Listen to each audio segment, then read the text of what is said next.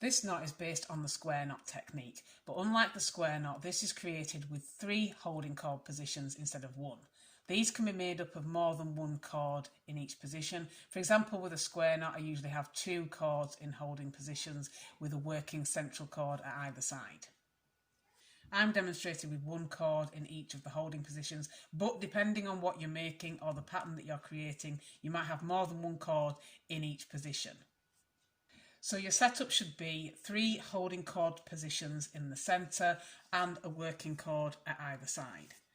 And to begin, you want to take the cord that's on the left, and you can move the cord on the right out of the way, and you want to take this cord over the top of the cord or cords in position 1, underneath the cord or cords in position 2, and then over the top of the cord or cords in position 3. So you should have something that looks like this. And then to complete the first part of the knot, you want to take the cord on the right and you want to bring it over the top of the cord you just worked, and then you want to bring it underneath where these cross with the cords in positions 3, and then you want to go up diagonally underneath, and then just grabbing that tail end. You want to work your next part going over the cord or cords in positions 2 and the cord you just worked, over the top and then down diagonally. And then to complete, you want to go underneath where they cross over the cord or cords in position 1, and then through the gap here, and then up and out of that gap, and then you can gently ease this into place for the first part of your knot. And you should have something that looks like that for the first part of your knot.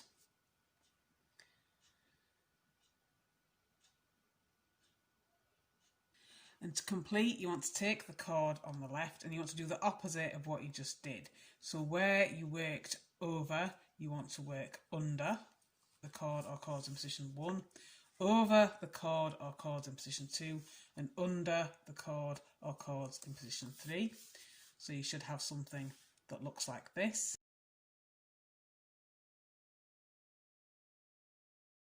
And then take the cord on the right and you want to bring it under the cord you just worked.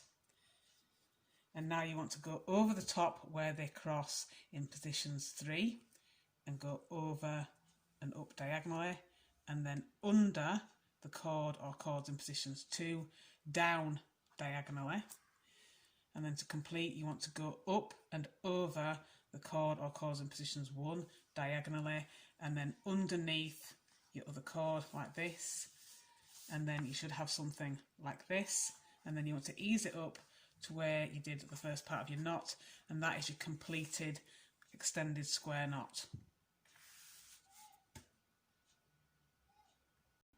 And an alternate method for those who work the square knot slightly differently to me would be to take the cord on the left and again do what you did the first time. So you want to go over the cord or cords in positions 1, under the cord or cords in positions 2, over the cord or cords in positions 3, and then take the cord on the right, go over the cord you've worked, underneath where it crosses with the cord or cords in positions 3, and diagonally up, diagonally down and over where it crosses the cords in positions 2, and then diagonally up underneath where it crosses with the cords in positions 1, and again out and through here, so that once again you have something that looks like this.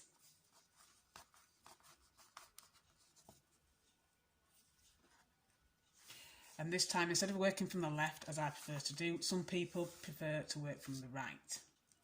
So you want to take the cord on the right, you want to go over the top of the cord or cords in positions 3, under position 2, and over position 1. And then taking the cord on the left, you want to bring this over the cord that you just worked, underneath and up diagonally for cord position 1, down and over diagonally for cord position 2, and then under and up diagonally for position 3, and then out through this gap here, and you should have something that looks like this. And then again, just tighten up to where you did the first part of your knot. And that is the second method for doing the square knot weave.